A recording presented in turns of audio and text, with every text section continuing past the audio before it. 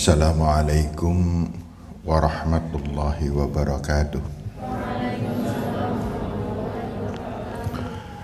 Alhamdulillahirabbil alamin.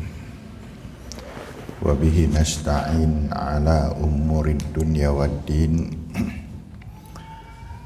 Asyhadu an la ilaha illallah wahdahu la syarikalah wa asyhadu anna Muhammadan abduhu wa rasuluhu la nabiyya ba'dah wa la rasula ba'dah.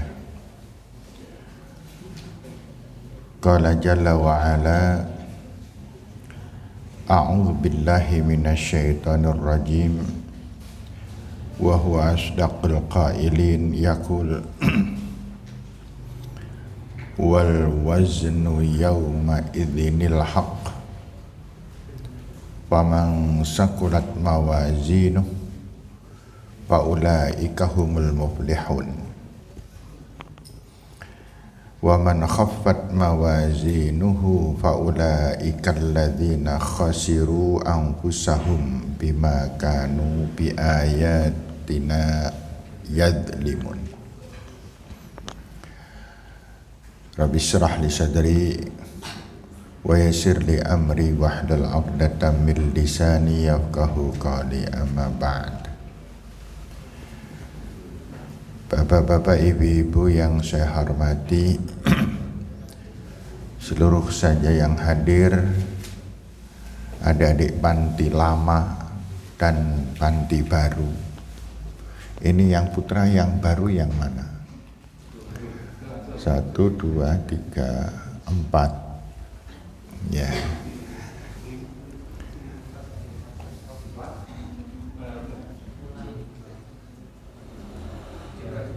Ya. Kalau yang putri yang baru yang mana? Oh, ya, 1, 2, 3, 4, 5. 1, 2, 3, 4, 5. Ya. Mbak Hikmatun baru. Ya. Anak putra, rungokkan baik-baik. Saya titip bintang. Saya pribadi titip bintang. Jangan pernah dinakali. Jangan pernah disakiti. Tapi saya titip semuanya saja, lebih-lebih anak lama, untuk membantu dan menyenangkan dia, meskipun kadang dia tidak menyenangkan. Paham? Ya. Jangan sampai saya dengar bintang diapa-apakan oleh anak-anak. Ya, harus difahami, dimaklumi dan disyukuri. Gitu. Ya. Ibu-ibu mungkin bertanya, apa sih bintang? Ada. Kalau saya menyampaikan sesuatu pasti ada penyebabnya, kan kira-kira gitu. Baiklah ibu-ibu, bapak-bapak, semuanya saja, adik-adik, anak putri yang baru diletakkan di tengah, anak putra yang baru diletakkan paling depan. Beda ya, modelnya anak putri itu. Kalau anak putri modelnya yang baru dilindungi oleh anak lama, tiga kinang tengah, gitu ya, mbokan ucul. Kalau anak putra yang baru diistimewakan, biar yang baru cepat bisa. Dua-duanya mempunyai keluar biasaan. Bapak dan Ibu yang saya hormati, adik-adik semuanya, kita ini hidup di dunia ketika Allah Subhanahu wa taala mengatakan wabtaghi fi ma atakallah daral akhirah, dan kejarlah oleh kalian kebahagiaan nasib keadaan hidup kita di akhirat. Itu yang diutamakan oleh Allah Subhanahu wa taala. Allah di dalam ayat ini menjelaskan dan mempunyai kesan bahwa dunia itu adalah nomor sekian. Jangan mementingkan dunia. Karena kalau kita mementingkan dunia, kita nggak dapat akhirat. Tetapi kalau kita mementingkan akhirat, dunianya malah mendapatkan banyak. Di dalam sebuah hadis Rasulullah sallallahu alaihi wasallam pernah mengatakan, wallahi mad dunya fil akhirah illa mithlu ma yaj'alu ahadakum isba'ahu hadhi wa asyara Yahya bis syababah bil yami fal yangdur bima tazrij atau bima tarya. Rasulullah sallallahu alaihi wasallam itu menjelaskan bahwa keadaan dunia dengan seluruh kehidupannya itu kalau dibandingkan dengan akhirat, maka permisalannya persis seperti kalau kita mencelupkan jari telunjuk kita di dalam air laut. Lah, yang netes dari jari kita itulah hidup di dunia. Sedangkan akhirat adalah lautannya. Saya ulang, ini penting ya, untuk terutama untuk adik-adik. Terutama untuk adik-adik baik yang muda maupun yang tua. Hidup di dunia ini, kata Rasul sallallahu alaihi wasallam, adalah perkara yang sangat kecil. Perkara yang tidak perlu kita jadikan tujuan dan selalu dipentingkan. Karena permisalannya adalah seperti Mbak pernah lihat laut? Pernah ke laut? Ya kemarin liburan ke laut nggak? Yang itu yang kemarin sama Pak Anang itu ke laut nggak sih? Oh, salah.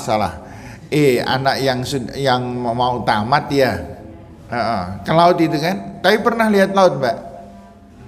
Yang baru pernah lihat laut? Yang baru pernah lihat laut? Pernah? Menjer.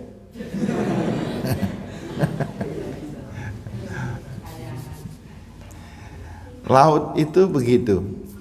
Yang memiliki laut itu Pak Anang. Itu Pak Anang punya laut. Ya, karena orang Purworejo kan yang punya laut. Laut yang seluas itu akhirat. Oke. Lah dunia gimana pengibaratannya? Dunia adalah ketika kita memasukkan jari telunjuk kita, dimasukkan ke air laut, kemudian kita angkatlah, yang netes itulah dunia. Perbandingan yang tidak setara, terlampau jauh, sehingga apa yang kita lakukan di dunia itu hanya setetes saja dari lautan, sedikit sekali dunia itu. Maka pantas kan hadis Rasul sallallahu alaihi wasallam mengatakan, rakaatani qabla al-fajri ahabba ilayya minad dunya wa ma fiha. Pahalanya sholat qobliyah subuh itu lebih mahal, lebih disenangi Rasul daripada dunia seisinya. Itu artinya bahwa dunia yang sekarang sedang kita hadapi itu adalah persoalan yang sangat remeh, di mana apabila kita konsentrasi segala sesuatunya demi akhirat, maka kita dapat dunianya malah. Tetapi kalau konsentrasi kita di dunia demi dunia tanpa kita memikirkan akhirat, maka kita tidak mendapatkan apa-apa di akhirat. Makanya pelajaran yang diberikan oleh Allah di dalam surat Al-Baqarah itu, bapak-bapak, ibu-ibu masih ingat kan? Allah Subhanahu wa taala mengatakan, A'udzubillahi minasyaitonir rajim wa minan nas. Dan dari sebagian manusia, ada ahli tafsir mengatakan tafsirnya, dan dari sebagian besar manusia, mayyakul, di antara mereka itu ada yang punya prinsip, yang mempunyai pemikiran pokok dalam hidup, yaitu Rabbana atina fid dunya wa ma lahu fil akhirati min khalaq. Ada sebagian manusia, ahli tafsir mengatakan sebagian besar manusia itu yang mempunyai prinsip hidup sing penting dunya, yang dikejar hanya kebahagiaan dunia. Wa malahu fil akhirati min khalaq, dan dia tidak mendapati apapun di akhirat kelak. Wa minhum, dan dari sebagian yang lain manusia, mayyakul, ada yang mempunyai prinsip hidup Rabbana atina fid dunya hasanah wa fil akhirati hasanah wa qina adzabannar. Siapa mereka? Mereka adalah orang yang menjadikan dunia bekal untuk akhirat. Tetapi yang menjadikan dunia bukan bekal untuk akhirat, dia hanya mendapatkan dunia, itu pun kalau dapat, yang pasti akhirat dia tidak mendapat.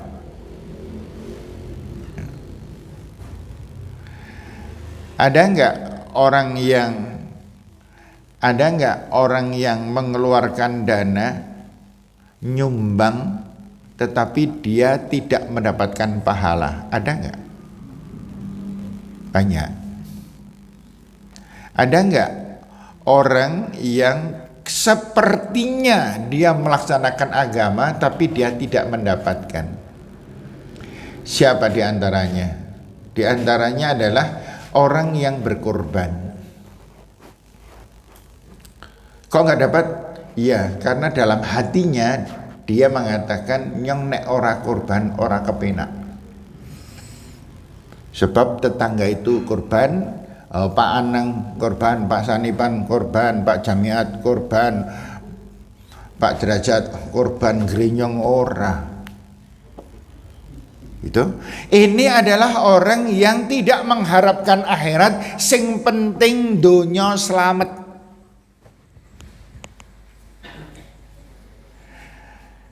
Dia berbuat kebaikan yang dia lakukan kebaikan. Nanti ada dua macam, ada tiga macam. Pertama adalah orang yang melakukan kebaikan. Dilakukan kebaikan itu tulus karena mentaati Allah dan Rasul. Nah, ini yang dapat. Yang Rabbana atina fid dunya hasanah wa fil akhirati hasanah. Yang kedua adalah orang yang berbuat kebaikan bukan ketaatannya kepada Allah dan Rasulnya, padahal dia adalah orang yang mengaku selama ini orang yang beriman. Ini banyak. Ini banyak. Aja meneh kok korban. Orang yang menunaikan ibadah haji yang tidak dapat pahala itu juga ada. Menunaikan ibadah haji nggak dapat pahala, itu juga ada. Siapa? yang bangga, yang kemudian merasa dirinya hebat. Ini nggak ada yang kesindir, wong sing ini kan nggak ora sida mangkat kabeh, gitu ya. Ini yang kaji burung selain saya siapa ya? Bu Bambang. Bu Bambang nggak usah khawatir, Bu Bambang. Nah, kelayu pun tidak bisa, kan gitu. Kenyataan saja, ora sido, selesai. Ditunda, ya mesti dibalik ada hikmah, pasti dibaliknya ada hikmah. Yang kalau Bu Bambang berangkat sekarang, Bu Bambang mungkin ngerti yonyong ditunda. Itu nanti panjenengan akan mengatakan begitu, gitu. Nah sekarang setelah ditunda, panjenengan kemudian berkesimpulan, untung yang ditunda, gitu aja, malah lebih enak, gitu. Saya aja sekarang kesimpulannya, untung yang rasido mangkat. Lah nek mangkat kenapa sih? Ya beruh, mesti ada sesuatu yang nggak baik, gitu. Selalu itu Allah Subhanahu wa Ta'ala apabila mengurungkan, membatalkan, menggagalkan niat baik seseorang, pasti karena ada hikmah di balik semuanya, gitu. Kita lanjut. Yang pertama adalah orang beriman, beramal ibadah dasarnya iman dan taat kepada Allah Subhanahu wa Ta'ala. Ini yang dapat. Yang tidak dapat dua. Yang pertama adalah orang beriman yang berbuat kebaikan tetapi dia tidak niat karena taatnya kepada Allah Subhanahu wa Ta'ala dan pada Rasul. Yang ketiga, orang yang berbuat kebaikan dia tidak mendapatkan pahala karena dia bukan umat Allah Subhanahu wa Ta'ala, yaitu bukan beragama Islam. Ada enggak orang yang tidak beragama Islam berbuat kebaikan? Banyak banget. Bahkan saya pernah dengar ada orang matan gini, nek wong Kristen ke jan wonge apik-apik temen yo gitu.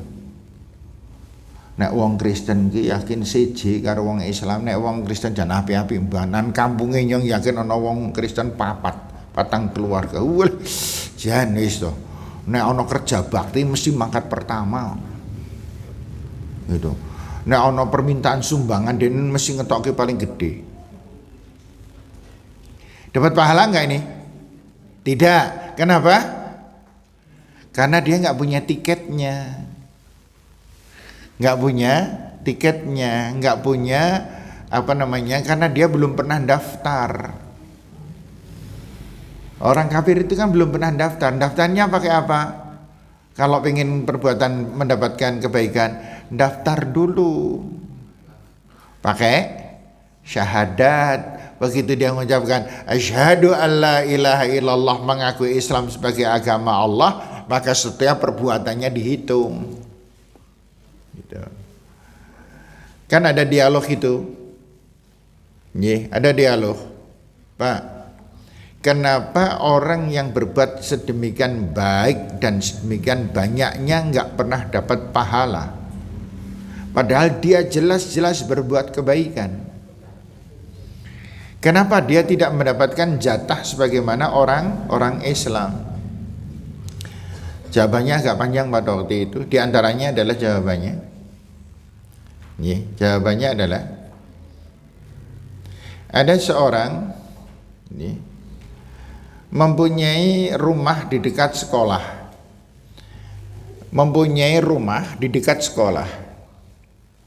Jadi rumahnya itu beginilah kira-kira. Setiap ada pelajaran, dia mengikuti dengan baik. Tapi di luar, karena dia tidak bisa masuk karena belum daftar. Nah, ketika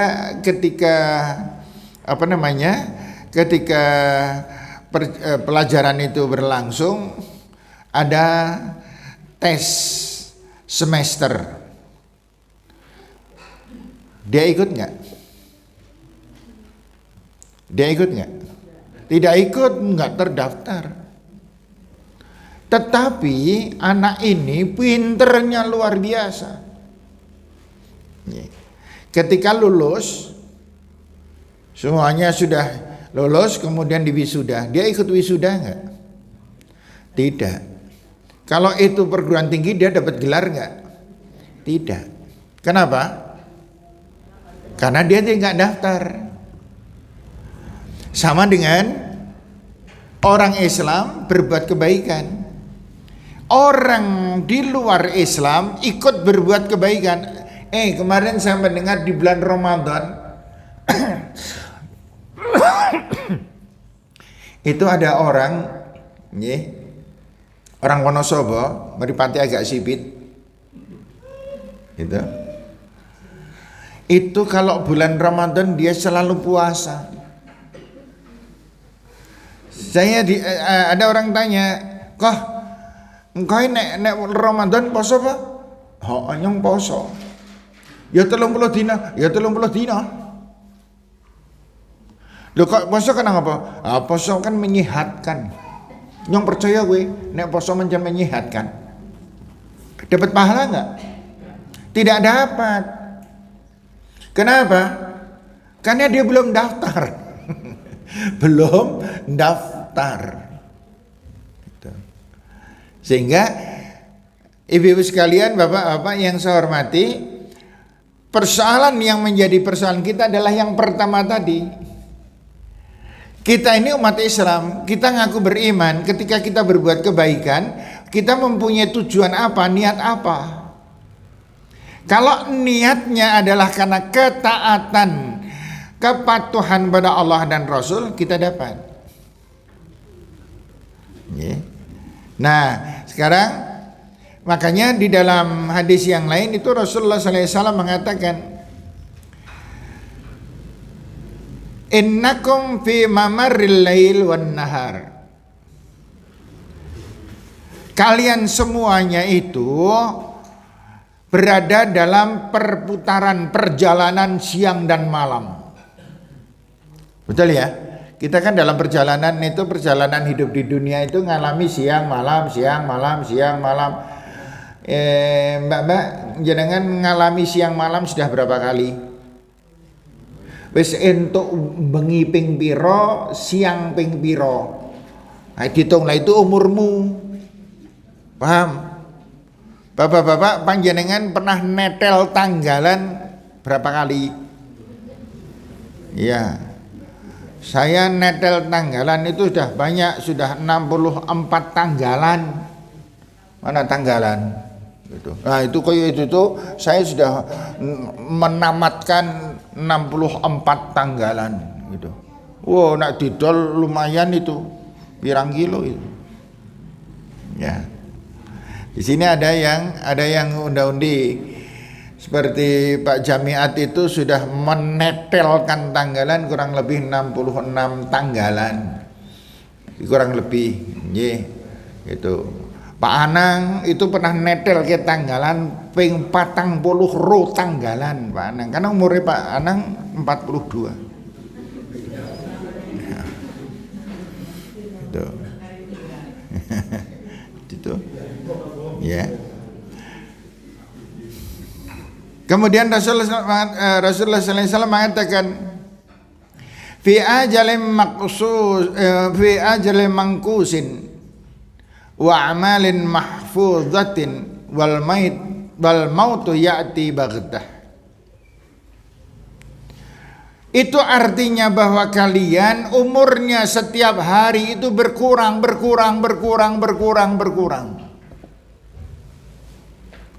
Setiap hari umur kita berkurang.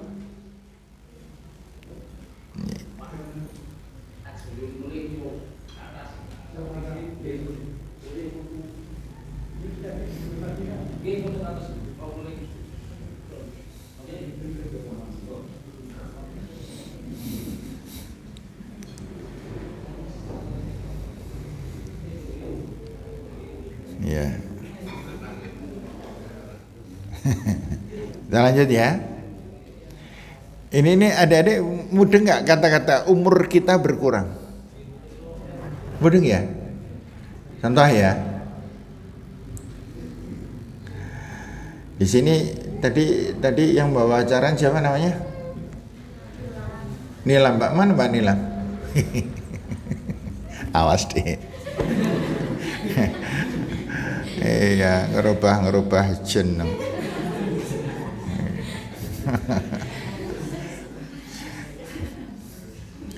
Mbak Nilam sekarang usianya berapa Mbak Nilam? 14. 65 dikurangi 14 berapa? Berapa? 51. Ya.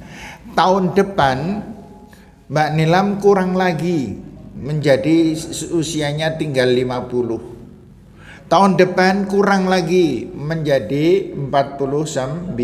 Kurang terus gitu. Nah, saya sudah pakai umur sekian. Saya besok dipanggil oleh Allah kapan? Gak ada yang tahu. Ada yang tahu?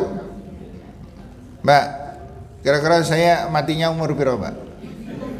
Masih lama. Ya, masih lama. Maghrib aja masih lama ya. Ya. Semakin hari kita berkurang karena jatah umur manusia itu tetap oleh Allah. Ya, tetap oleh Allah. Jadi tidak ada yang berbeda. Ustadz Muadzin itu besok meninggalnya misalnya umur 74 tahun. Itu sudah patokan segitu. Hanya perlu diikhtiari gitu.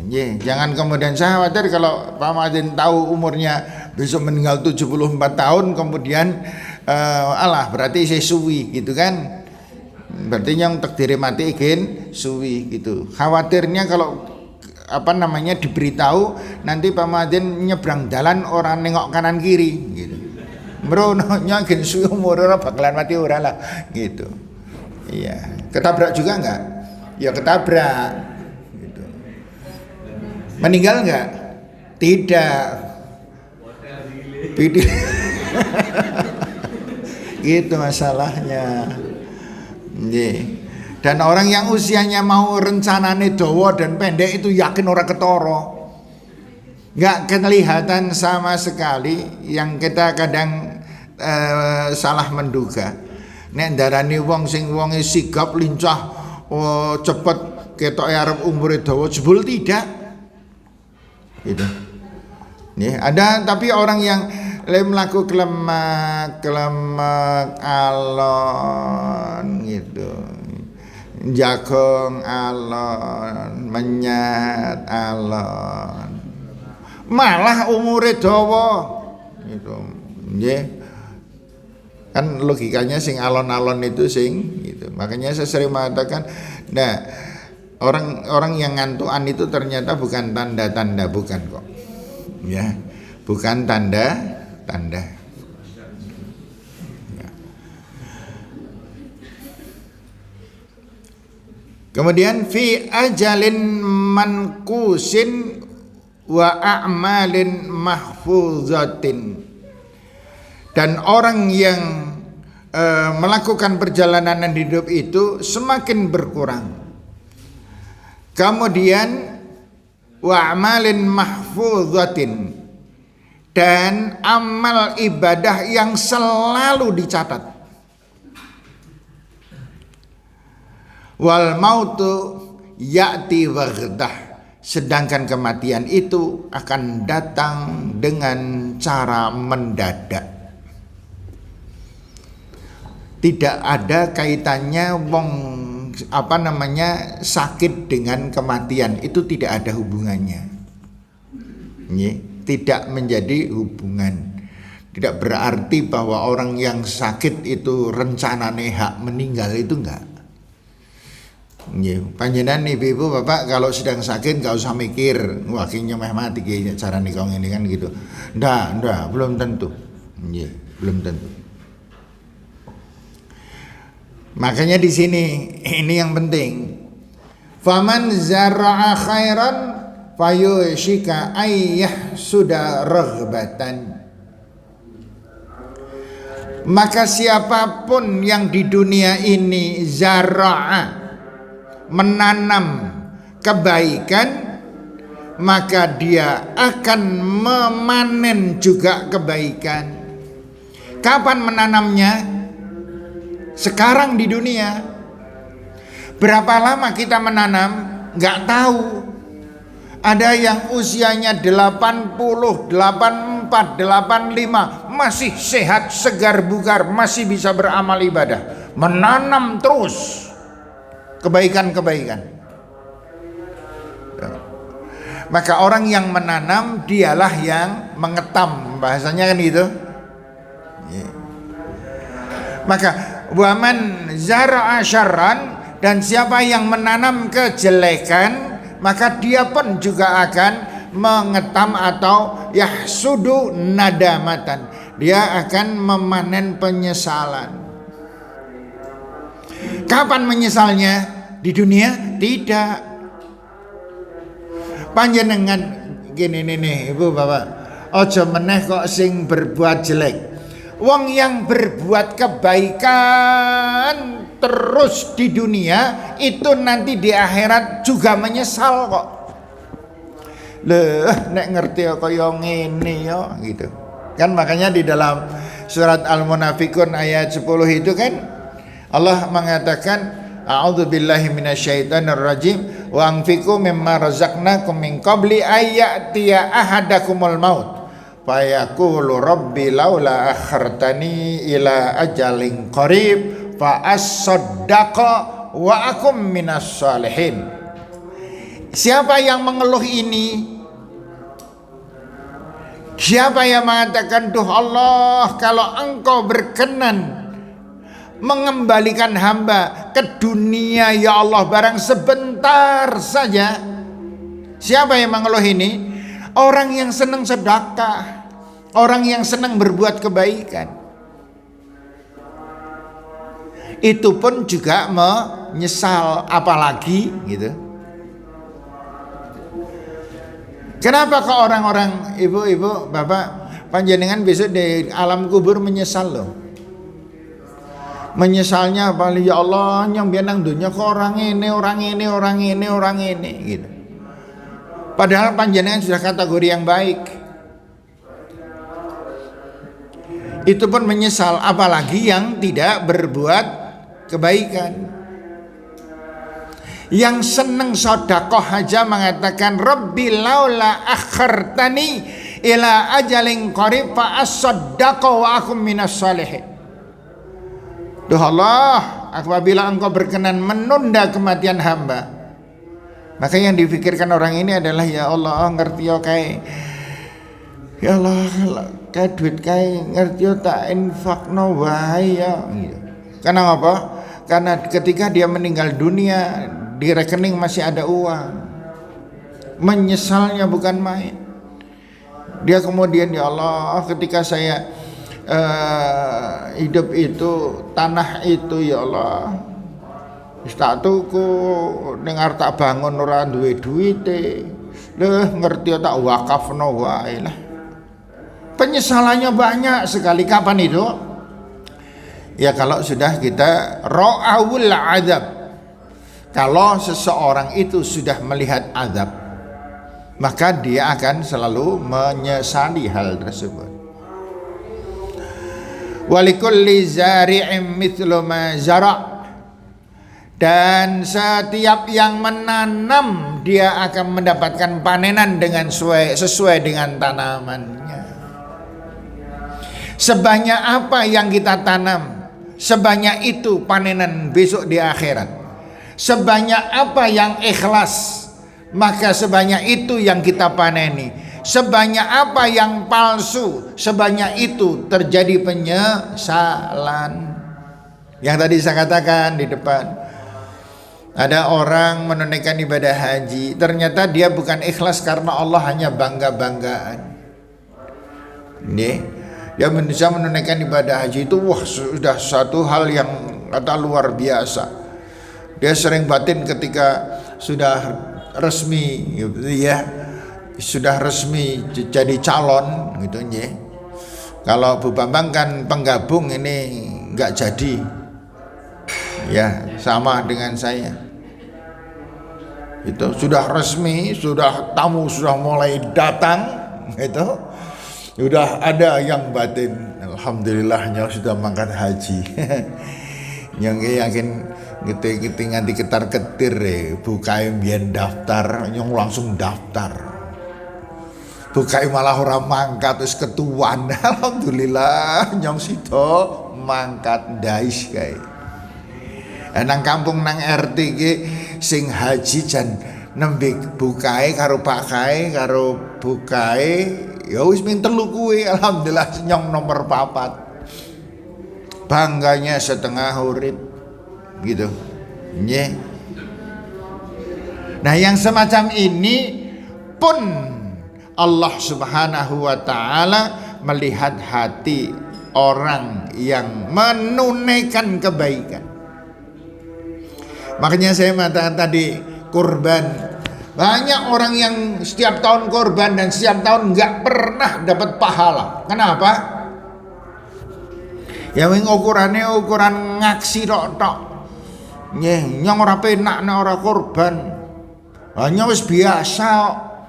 Nyong ora dan seterusnya. Monggo hati-hati nggih ibu-ibu dan bapak-bapak yang kurban. Yang belum kurban, nah saya pelajaran ini pelajaran. Yang belum korban, jangan mengentengkan korban. Masih ingat di sebuah desa ada seorang nenek ini kerjaannya apa sih waktu itu ya? Repek kayu. Setiap tahun bisa kurban. Kenapa? Karena memang dia memasang dirinya untuk bisa korban. Panjenengan tidak salah Bapak dan Ibu tahun ini tidak korban. Tidak salah. Dengan syarat panjenengan sudah berusaha. Sudah berusaha pengen korban tapi gagal, itu enggak salah. Insya Allah masih memberkahi. Yang keliru, salah dan kehilangan berkahnya Allah adalah sing delek-delek. Ora tahu nate usaha korban. Nabung ora, mikir ora. Setiap tahun tidak pernah korban. Ketika ditanya, Pak jenengan korban orang tahun ini? Ora. Kenapa sih orang di duit? Jangan salah. Kata-kata nyong orang duit itu doa. Hati-hati Bapak dan Ibu semuanya. Ketika kita sementara orang lain bisa, kok kita nggak bisa karena tidak pernah berusaha, itu namanya orang yang mengharapkan sesuatu yang terjelek dari Allah Subhanahu wa ta'ala. Ada seorang ibu wadul dengan saya, rodok sedikit merbesmili. Saya rodok kaget, ini ada apa? Ketika selesai pengajian, ibu ini kok tidak kondur, dia lenggah aja. Orang-orang sudah keluar semuanya, ibu ini deketi saya, Pak Haris, kalau kok lingsem kalih Gusti Allah, lingsem, malu. Wonten menapa Bu? Ya ten Pak Haris. Nang Pak Haris sampun ngendika sinten-sinten nggih. Saya enggak matur pada panjenengan Bu siapa lo ya. Itu ini saya ambilkan pelajarannya saja. Kok malu kenapa Bu? Estunipun kula niku Pak Haris nek kurban saged mung kawan tahun sepindah. Kula niku nek korban samben 4 tahun sekali. Kok saged ngeten, Bu? Nggih, Pak Haris. Soale kula niku nek dong hari-hari biasa niku kula berusaha nabung, Pak Haris. Mungkin nek pun tabungan niku ketat, kula mboten nate ngothek-othek tabungan niku. Mungkin nek dong pas ajeng lebaran niku mungkin tak buka. Biasanya tahun pertama niku paling-paling entuk sekitar 1 juta. Nyempon tak tutup melih tak lakban meneh. kelotahan. Lah kok sing tahun niki niku tahun kedua niku kula jan gelo banget iki. Tak buka niku pun 2 tahun tak buka isine 1.600.000 Paris. Lah mikir ya Allah, kok rezeki ini yang rada alet ya. Kemudian saya lakban lagi Pak Haris. Tahun ketiga Pak Haris, saya itu hanya dapat 3 juta kurang, 2,5 lebih sedikit. Padahal pengumumannya kurban itu sekarang adalah 3.300.000, 3 juta sekian. Akhirnya saya lakban kembali Pak Haris tabungan itu. Nah baru 1 tahun kemudian menjelang lebaran tahun yang keempat saya buka lagi lakbannya dan saya sudah mendapatkan 3.400.000. Maka saya baru bisa kurban. Pertanyaannya, mboten napa-napa nggih Pak Haris. Saya cuma batin. Saya menjawab mboten napa-napa. Dan saya batin, inilah ahli surga. Dia memang dikurangi kehidupan rezekinya di dunia, tetapi perjuangan jihadnya ini yang luar biasa Bapak Ibu. Nah pertanyaannya sekarang, siapa di antara Bapak Ibu yang tahun ini tidak korban dan sudah berusaha akhirnya tidak bisa? Itu panjenengan tetap diberkahi oleh Allah. Siapa di antara panjenengan tahun ini tidak korban dan tidak ada usaha sama sekali, maka panjenengan adalah orang yang dimurka oleh Allah. Makanya panjenengan Bapak dan Ibu yang semacam ini banyaklah beristighfar, mohon ampun kepada Allah dan diganti dengan perbuatan-perbuatan yang terbaik. Karena apa? Karena Rasulullah Sallallahu Alaihi Wasallam mengatakan dalam satu hadis, ini semoga kita bisa menyesuaikan ya Bapak-bapak dan Ibu-ibu. Dikatakan azabul qabri ala naw'ain. Azabnya kubur itu 2 macam. Azabnya kubur itu 2 macam. An-naw'ul awal, jenis yang pertama, azabun daimun, yaitu azab yang kekal. Jadi begitu meninggal dunia masuk kubur dia diazab terus. Wa huwa azabul kuffar. Ini azab diberikan kepada orang kafir. Jadi Ibu sekalian, kalau kita melihat Bapak-bapak ada orang kafir kok berbuat dosa, berbuat pahala, itu kita melas. Iya, mereka mondar-mandir misalnya di depan sana itu, mereka mondar-mandir setiap hari Ahad itu masuk dinas banget Ibu.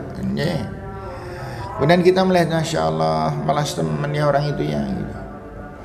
Kalau ada orang yang melakukan perbuatan-perbuatan maksiat dan dia kafir, itu mendapatkan azabun daim, azab yang kekal, wa huwa azabul kuffar. Kama qala Allah Ta'ala, a'udzu billahi minasyaitonir rajim, an-naru yu'raduna 'alaiha ghuduwan wa 'ashiyya. Api neraka selalu menyelubungi keadaan mereka itu dari pagi sampai malam. Artinya 24 jam dia mendapatkan siksa dari Allah Subhanahu wa ta'ala. Siapa? Al-kuffar, orang yang kafir. Sekarang yang kedua, an-na'usani, jenis yang kedua.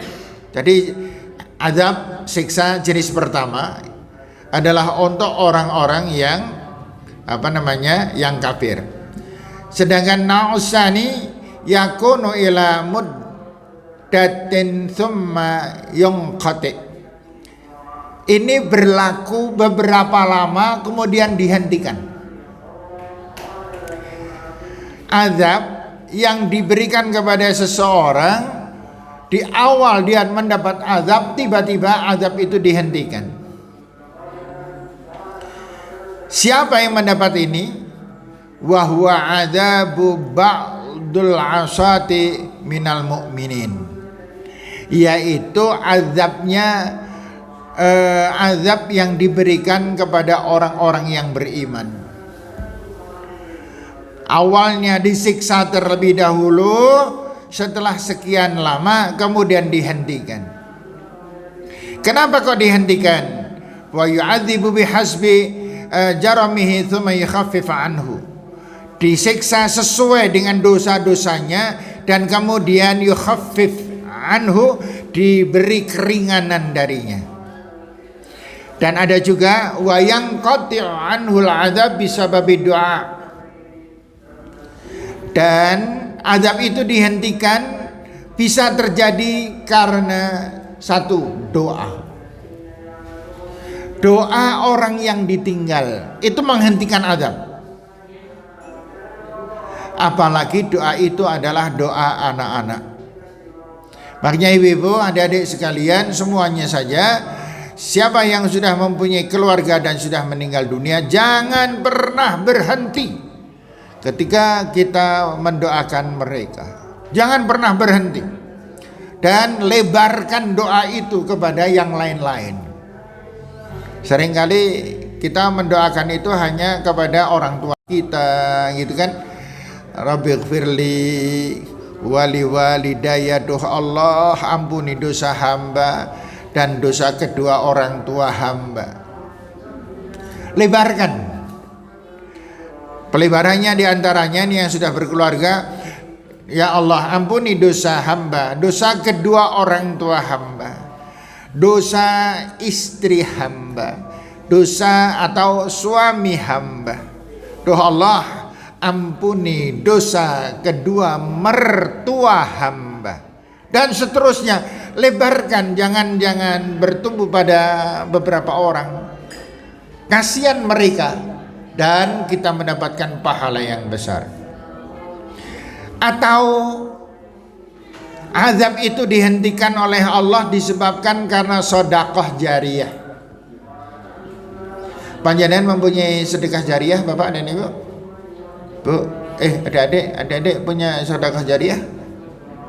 Belum ya, ada nih sidik mati mana? Ya. Sedekah jariyah Bapak Ibu punya? Ya. Oh, kita konsentrasi benar Bapak dan Ibu.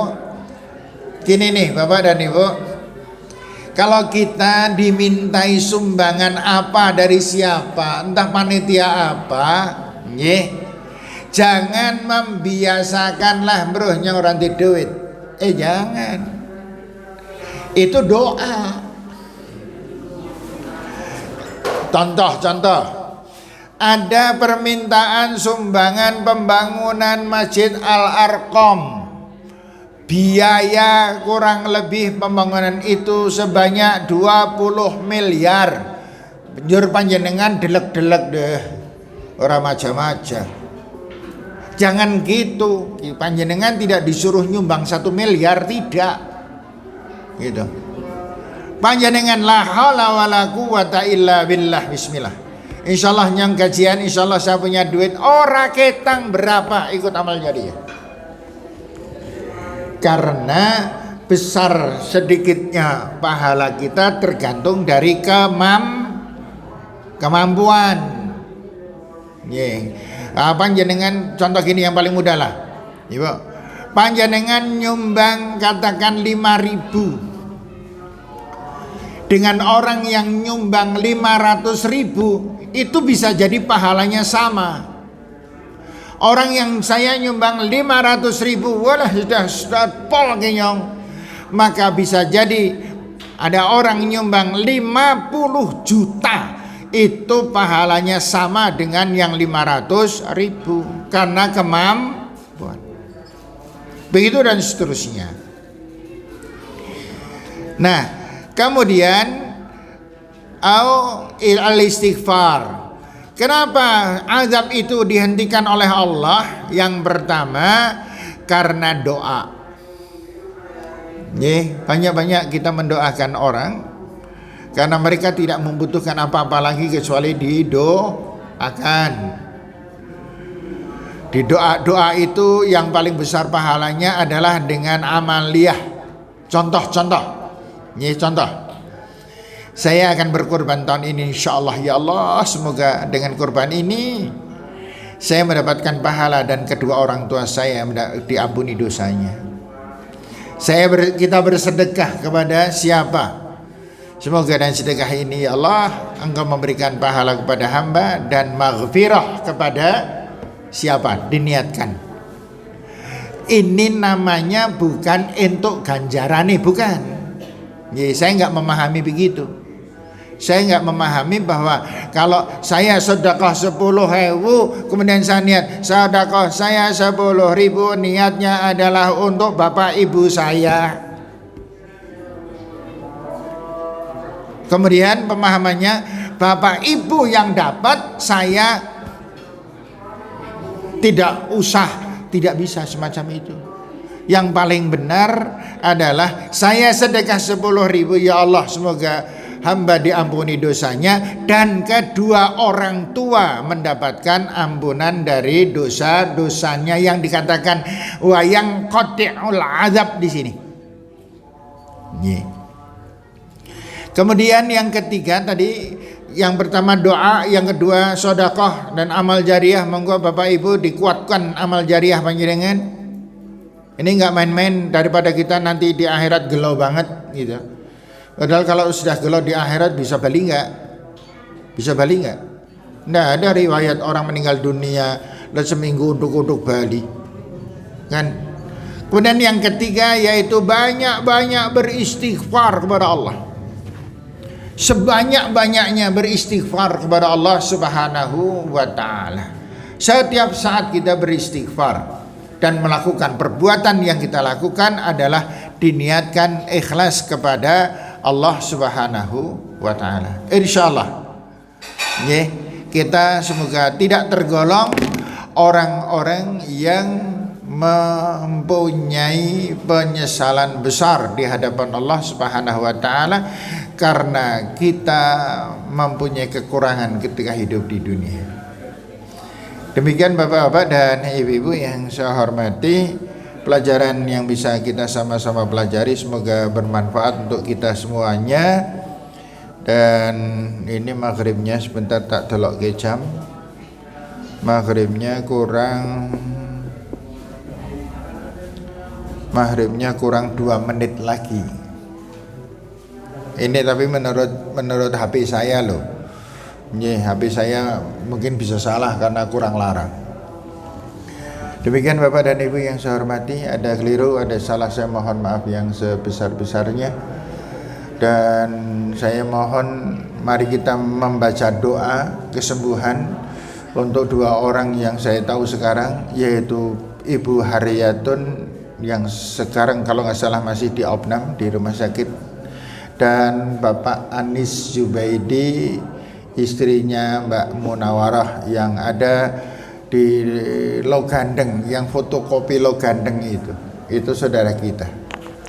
Monggo bersama-sama bismillahirrahmanirrahim. Allahumma rabban nas adhibil ba'sa ishfi anta syafi la shifaa illa shifauka shifaan la yaqadiru saqam.